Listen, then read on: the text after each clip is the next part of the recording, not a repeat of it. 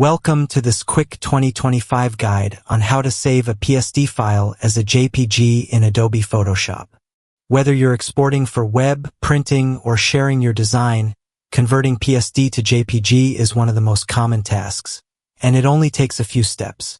In this tutorial, I'll walk you through exactly how to do it using the latest Photoshop interface. Let's get started. First is go to the top menu and click Edit. Select the Preferences and click File Handling. In this menu, make sure to enable the Save As. Now that your settings are ready, go to the File menu and click Save As. From the Save As type drop-down, choose JPEG, then click Save. And that's all you need to know. You've now learned how to save any PSD file as a JPG in Photoshop using the 2025 interface. Super simple and super quick. If this guide helped you, be sure to check out more Photoshop tips and tutorials. Thanks for watching, and see you in the next one.